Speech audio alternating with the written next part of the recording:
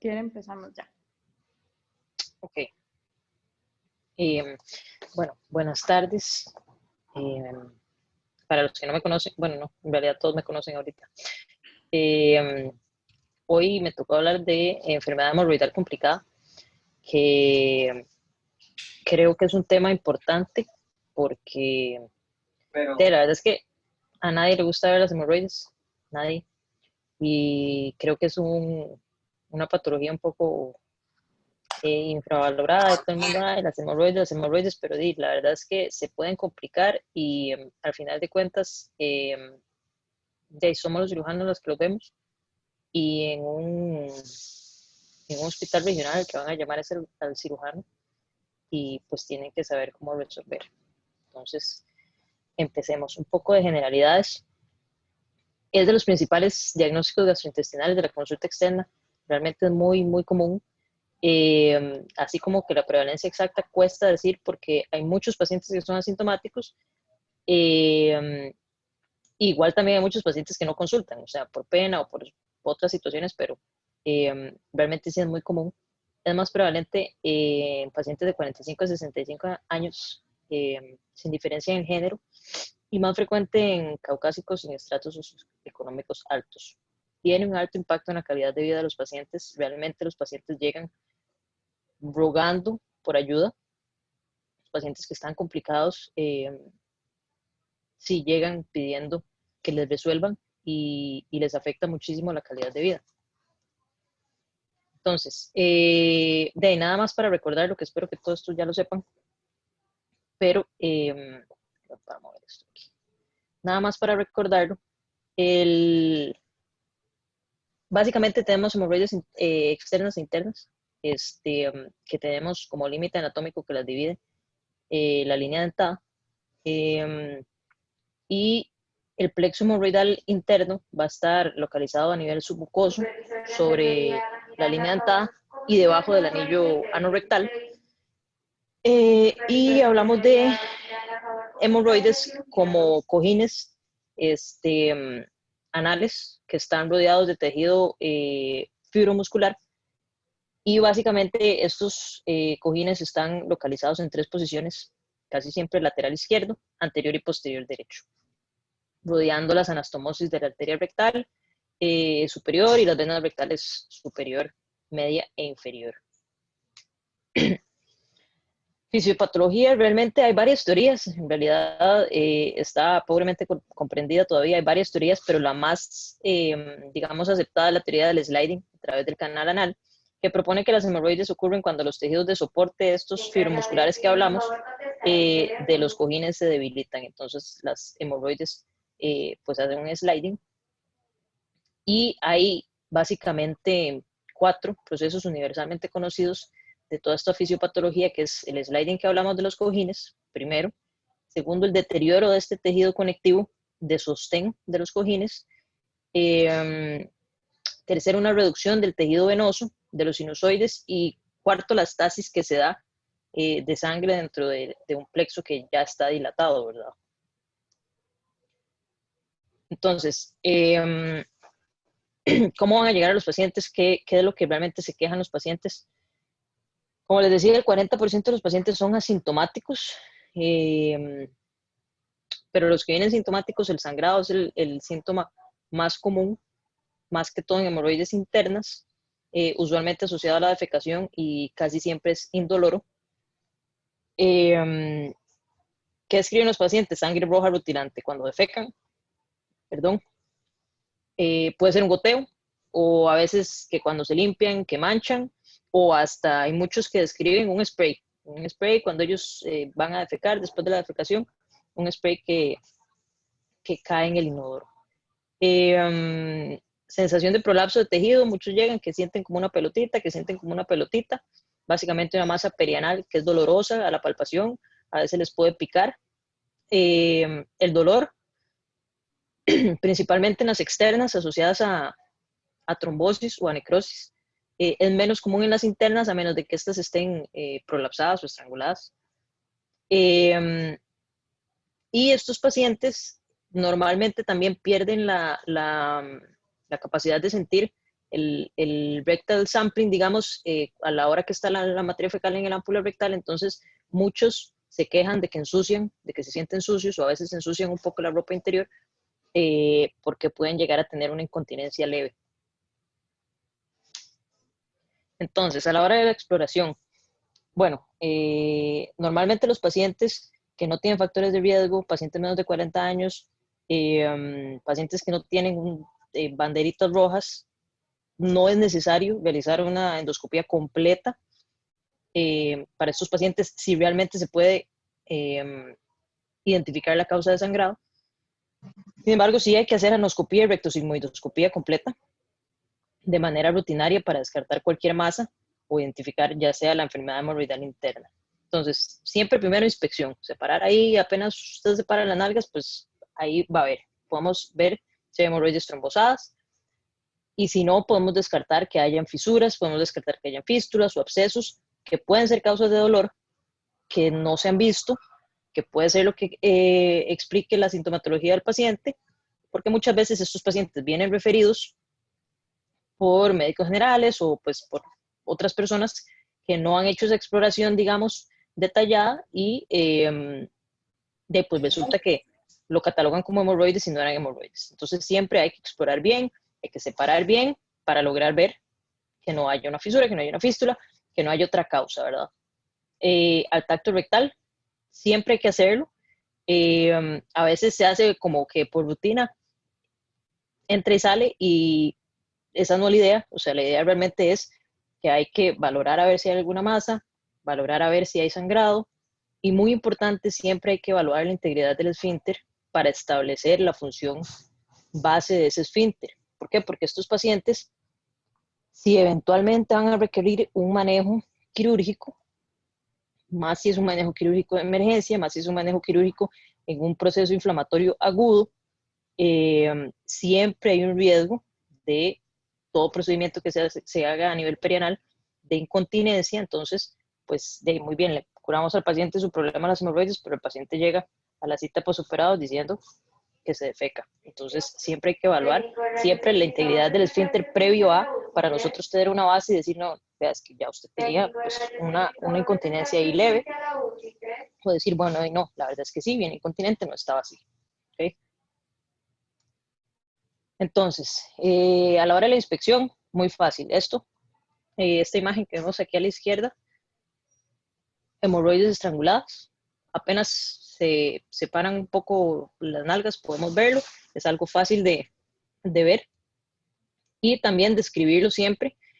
Bueno, aquí en la otra imagen tenemos los grados de enfermedad hemorroidal, que por favor, hemorroides internas, acuérdense, nada más son las que se califican así, para que lo describan. Y ahora entrando un poco en el manejo, entonces hay que tener claro que la gran mayoría de estos pacientes pueden ser manejados con tratamiento médico. También es muy subestimado este tratamiento, pero es muy efectivo. No es la mayoría de los pacientes que se necesitan operar. La agresividad del tratamiento básicamente depende del grado de los síntomas, pues sí, pero también de las preferencias del paciente. O sea, hemos tenido pacientes que llegan con un racimo de uvas ahí, que llegan con hemorroides prolapsadas, pero dicen, no, doctora, yo me la juego, ahí cuando se me inflaman con los bañitos de asiento, con las cremitas, perfecto, el paciente no desea operarse, si no le afecta la calidad de vida, bien, se puede quedar así. A como han llegado pacientes que tienen hemorroides pequeñas, hemorroides grado 1, grado 2, que dicen, no, doctora, yo no puedo vivir así, yo me quiero operar. Entonces, pues también depende de eso, ¿ok? De la calidad de vida que lleve el paciente y de qué tanto le afecte. Sin embargo, el manejo conservador sí es la primera línea. ¿Y en qué consiste? Pues básicamente aumentar el consumo de fibra de la dieta más la suplementación de fibra. O sea, ya hay estudios y randomizados, y hay metaanálisis comparando pacientes con ingesta de fibra y pacientes que no tuvieron ingesta de fibra, y realmente sí hay una disminución de síntomas de sangrado en más de la mitad de los pacientes. Entonces es algo que funciona y es algo que hay que insistirle a los pacientes. Los baños de asiento también alivian. La mayoría de gente no les tiene fe, alivia. Aumento el consumo de agua. Hay varios ungüentos tópicos, pues en la caja realmente solo tenemos preparación antihemorroidal, que lo que consiste es proctocaína. Y bueno, existen los flavonoides, anestésicos locales también. Nifedipina, nitroglicerina y toxina botulínica son y se han utilizado en hemorroides trombosadas que ayudan a reducir el dolor. También se pueden utilizar en varias cosas como fisuras, pero realmente a nivel institucional no las tenemos disponibles para eso. Entonces, aquí esto, pues no me voy a meter mucho en esto porque realmente no es la idea de esta charla. Esto es para hemorroides, es tratamiento de consultorio, pero para hemorroides que, pues, no complicadas, nada más para que sepan que existen: la ligadura con banda, la escleroterapia, coagulación infrarroja. Todos estos lo que tratan de hacer es reducir la vascularidad, reducir el tejido redundante y minimizar el prolapso de las hemorroides. Sin embargo, igual ninguna de estas realmente la realizamos a nivel institucional. Entonces, ya entrando en los procedimientos quirúrgicos que tenemos disponibles, básicamente tenemos dos tipos, ¿okay? Entonces, la hemorroidectomía convencional y las diferentes variantes de esta, como la hemorroidectomía, digamos, con LigaSure, todas estas que se han dado por pues, avances tecnológicos que tenemos. Entonces, la hemorroidectomía con LigaSure, hemorroidectomía con armónico. También hay una ligadura hemorroidal arterial, que eso ya es un procedimiento, digamos, pues más nuevo, emergente, para hemorroides grado 2, grado 3, pero se utilizan anoscopios especiales que tienen un Doppler para lograr aislar directamente la arteria. Entonces, pues realmente esto no lo tenemos a nivel institucional. Y la hemorroidopexia engrapada, que básicamente consiste, bueno, se utiliza para hemorroides internas y básicamente tiene menos dolor, tiene una recuperación más rápida. No es para todos, igual pues hay que aprender a individualizar cada caso. Sin embargo, también, aunque tiene buenos resultados y dependiendo del paciente puede tener muy buenos resultados, tiene mayores tasas de recurrencia. Entonces, básicamente, en la hemorroidectomía convencional, no les hablé, pues están las dos técnicas, ya sea abierta o cerrada, de Milligan Morgan o la de Ferguson. Yo personalmente la de Ferguson es la que prefiero. Y aquí tenemos una imagen de el procedimiento que pues tienen que saber hacerlo. Cualquiera de las dos, ya sea abierta o cerrada, pero tienen que saber hacerlo. Y aquí realmente lo que quiero resaltar y lo importante es que ese punto que ustedes dan es un punto hemostático. Ese punto que ustedes dan tiene que, es la ligadura del pedículo. Entonces, pues deben hacerlo bien para que no sangre. Bueno, ahí se hace la resección del tejido hemorroidal y se termina de suturar. A veces estos pacientes llegan al postoperatorio, la herida se abre, pues ya no es necesario volver a cerrarla, a veces se abre, pues no pasa nada, ¿verdad? Y aquí tenemos también una imagen sobre la hemorroidopexia, que aquí lo importante es la bolsa de tabaco, que es lo más importante. Entonces debemos hacer la bolsa de tabaco sobre la línea dentada, unos 5 centímetros sobre la línea dentada.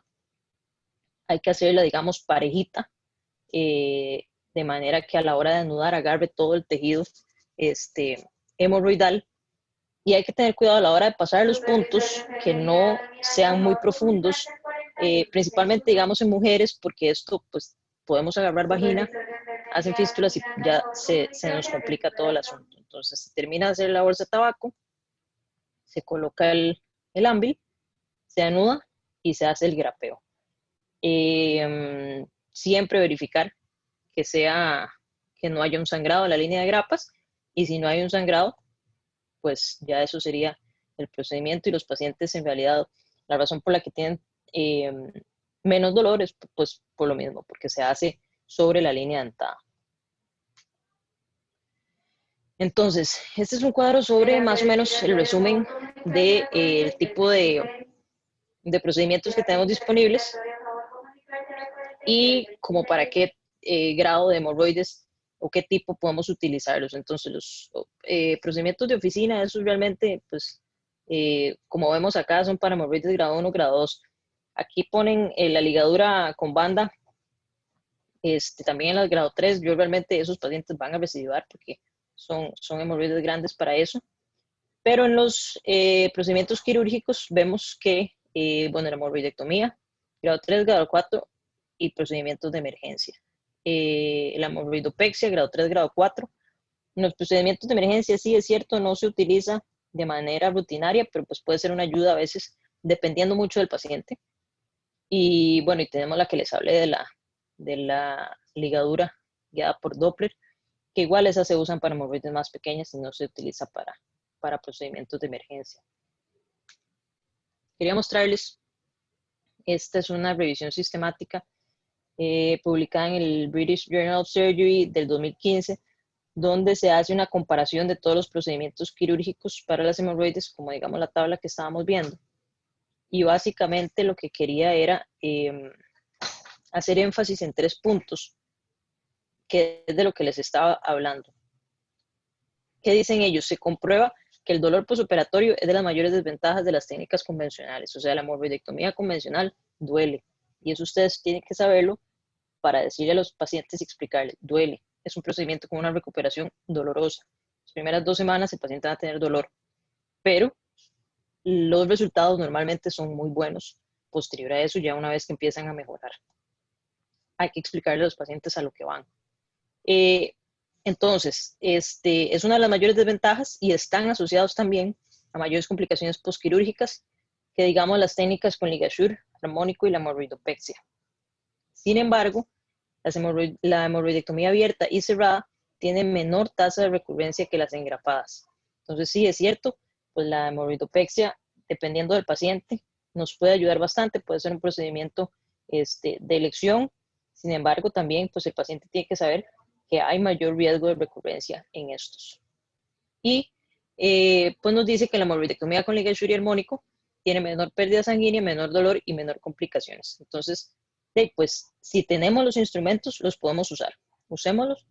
El paciente, pues realmente la misma técnica, es técnicamente tal vez un poco más fácil y el paciente va a tener menos riesgo de sangrado. Si va a tener menos dolor, entonces, pues ¿por qué no utilizarlo?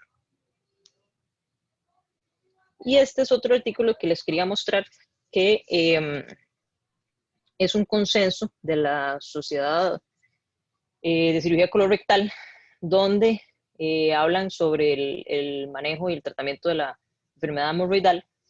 Igual, nada más 3 puntos a los que ellos se refieren, que para mí son importantes. Entonces, ellos dicen que la hemorroidopexia es una técnica efectiva para el tratamiento de las hemorroides, con menor tiempo de recuperación y menos dolor.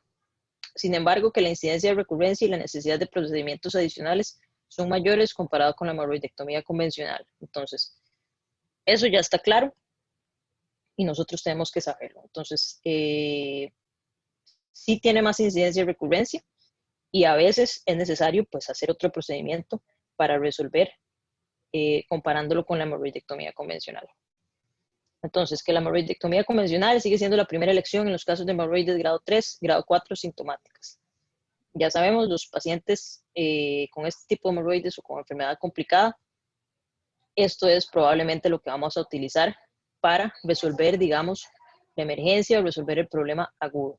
Después, con lo que queda, si queda enfermedad, pues ahí veremos eventualmente a nivel electivo qué se puede hacer, pero para resolver el proceso agudo normalmente en hemorroides grado 3, grado 4 es la primera elección.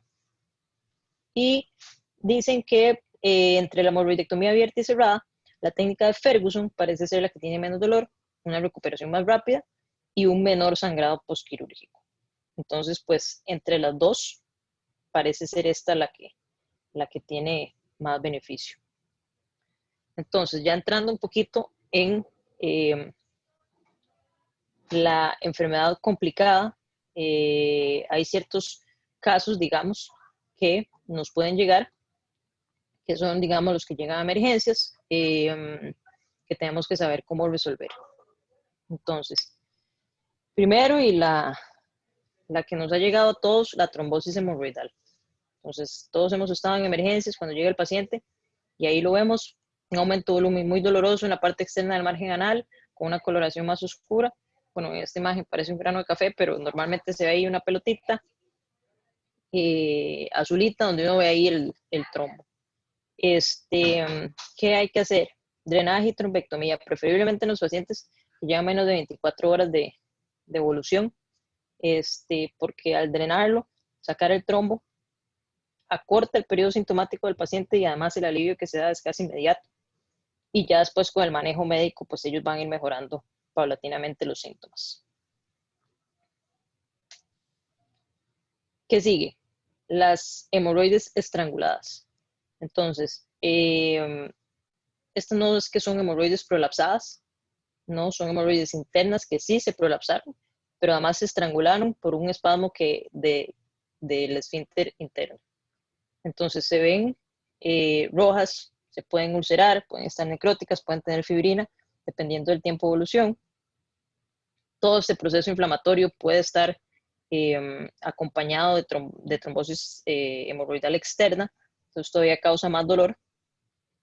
¿Y qué hay que hacer con esto? O sea, cuando nos llega de estos pacientes, a menos de que tengan un riesgo quirúrgico alto por alguna razón, realmente lo que hay que hacer es una hemorroidectomía.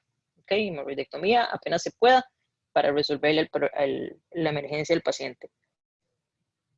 Perdón, ya sea utilizando la técnica abierta o cerrada, la de preferencia de ustedes.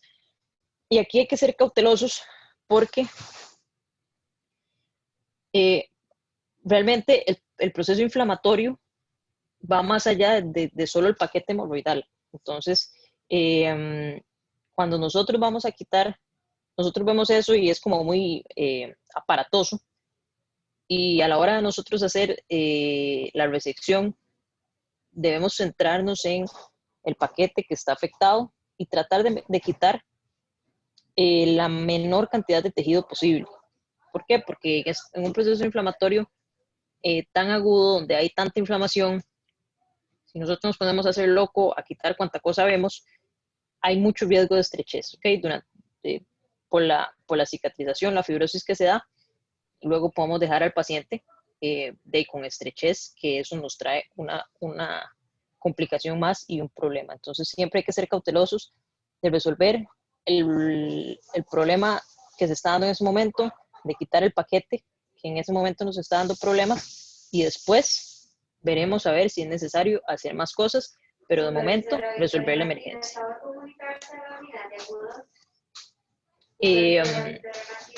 Luego tenemos el sangrado, pues en realidad es importante saber si es un sangrado arterial, o sea, es de sangre roja, rutilante, y normalmente estos pacientes que tienen sangrado, el sangrado es autolimitado, pero pues igual nos han llegado pacientes que llegan con anemia por un sangrado hemorroidal. Se da tanto por la erosión de los paquetes como la compresión en el canal anal asociado al prolapso hemorroidal. Entonces, estos pacientes si sangran y sangran y sangran y pues se corrobora que la anemia es debido a esto y no hay ninguna otra causa, de ahí se llevan a sala, se hace la hemorroidectomía o la hemorroidopexia, en este caso se aplica y se resuelve el problema. Porque pues no es tan frecuente, pero sí pasa, y sí hemos tenido esos pacientes que sangran y sangran y sangran, y solo el hecho de hacer la hemorroidectomía ya resuelve. Esos son los principales, digamos, circunstancias que nos pueden llegar con pacientes con enfermedad hemorroidal. Estos otros son, digamos, casos de hemorroides en casos específicos que tal vez la gente no sabe mucho qué hacer y más o menos como para contarles un poco de hemorroides en el embarazo. No va a faltar, las embarazadas pues tienen, obviamente por su condición,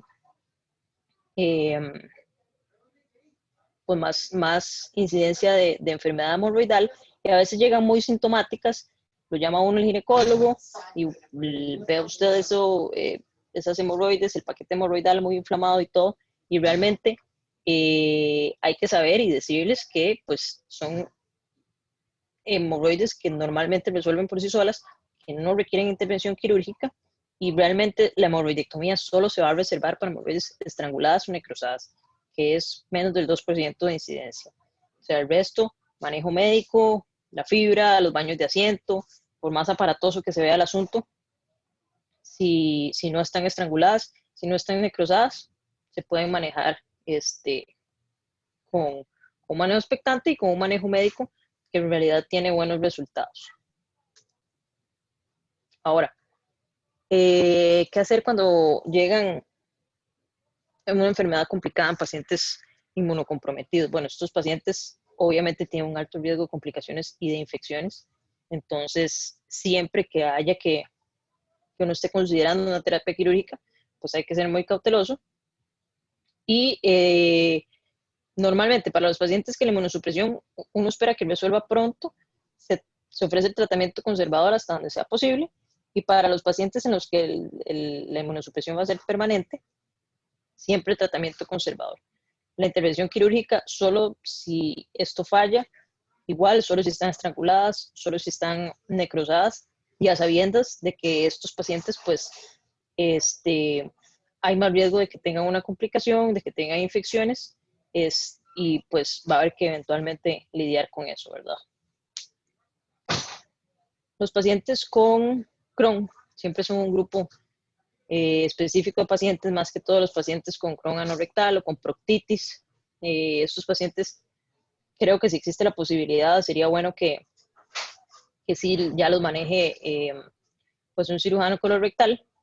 Y el Crohn, pues si no es realmente una contraindicación absoluta para operar a un paciente, pero también tiene un tiempo aumentado de cicatrización, riesgo de ulceraciones, son pacientes que probablemente se compliquen, son pacientes de que tienen riesgo de infección, entonces igual, en la medida de lo posible, no operarlos, a menos de que por lo mismo tengan una fluxión hemorroidal, tengan una necrosis hemorroidal, pero hay que tratar de evitarlo también a toda costa.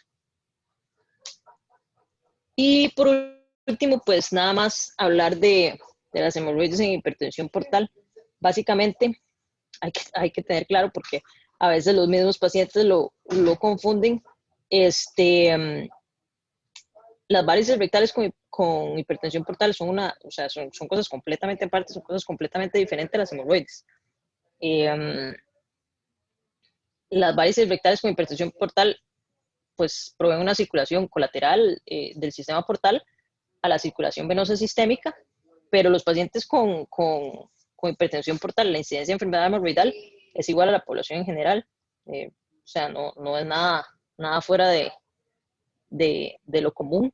Y el tratamiento de estas, pues, es ya el manejo médico de la hipertensión portal. Son dos cosas aparte y son eventualmente igual. Si el paciente viene con enfermedad hemorroidal complicada, principalmente hay que tratar de dar manejo médico hasta que este falle.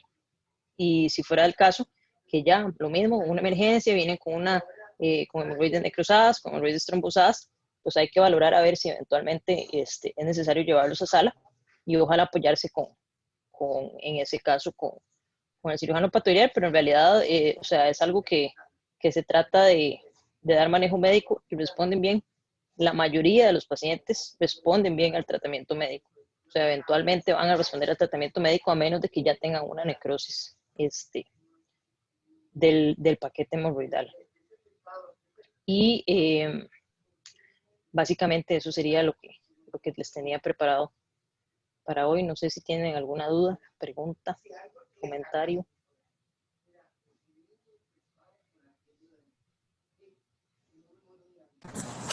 Hola, no, yo pienso que muy práctica la clase porque resume una patología que a veces si uno no ha rotado en proctología no sabe manejar bien, y es una patología que sí llega muy frecuentemente a emergencias.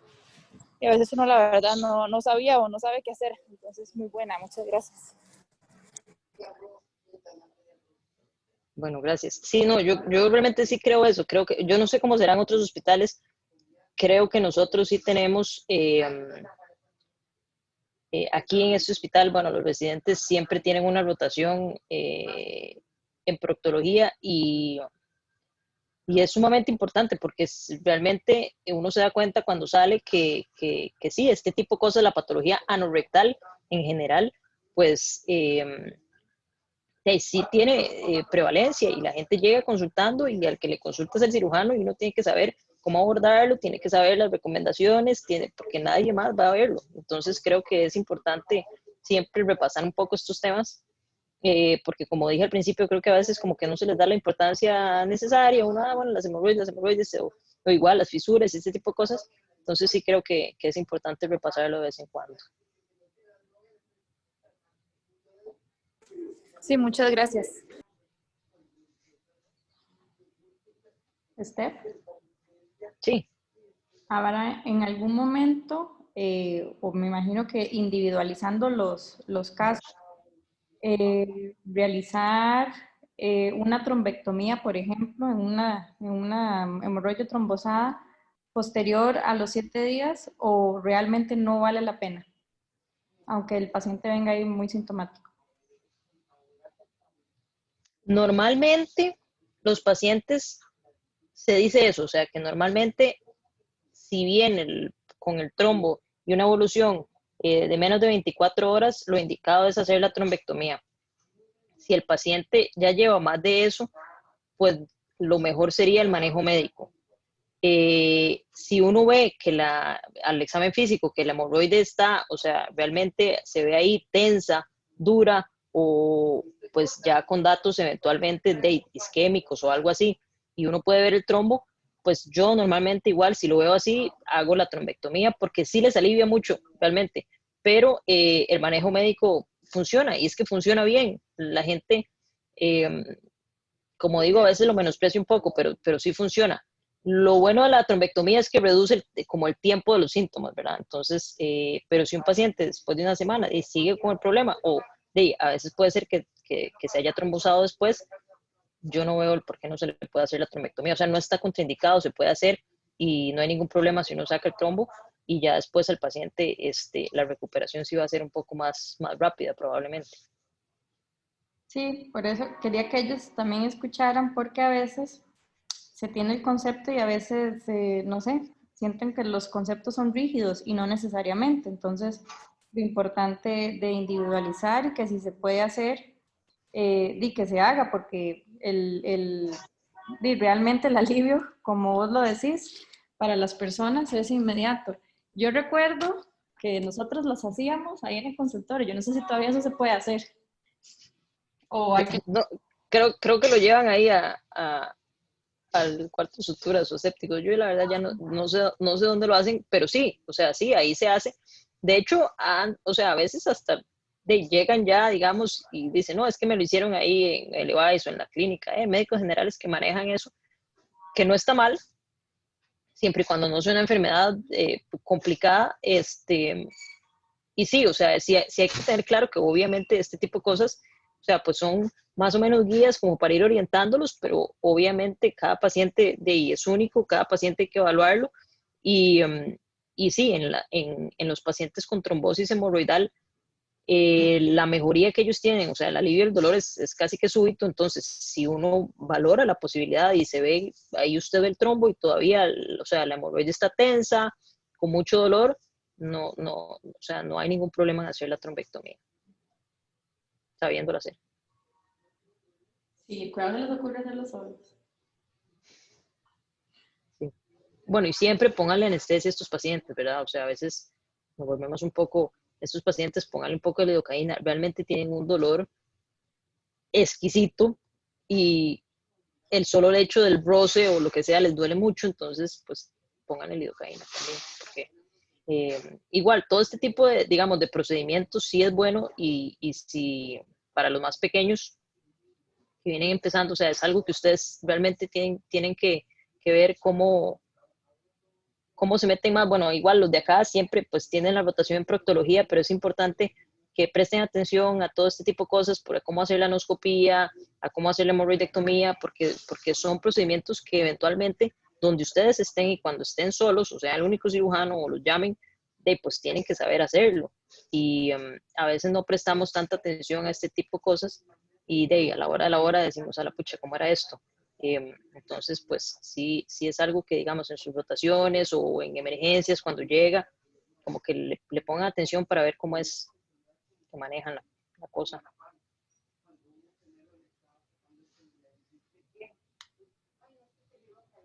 No sé si tiene alguna otra pregunta, ¿alguien?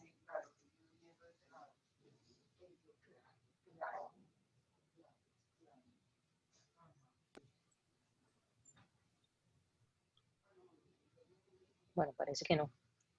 Dice que hablen en silencio. Bueno, Seguro Ana no quiere que nos demos cuenta que andan de shopping. todo quedó clarísimo como el agua. Sí. Muy bien. Sí, claro. Bueno, no, muchas gracias a todos por la atención. Yo sé que obviamente un viernes negro a las 5 de la tarde, pues es difícil ponerme atención, pero bueno, gracias y espero que les haya servido de algo. Ah, bueno, aquí tengo. Ahí tienen por la... Nicole mandó un mensaje para que no escuchen el ambiente de Multiplaza. Ok. Bueno, no, con mucho gusto a todos los mudos que no quieren hablar, está bien, no hay problema. Chais, buenas noches.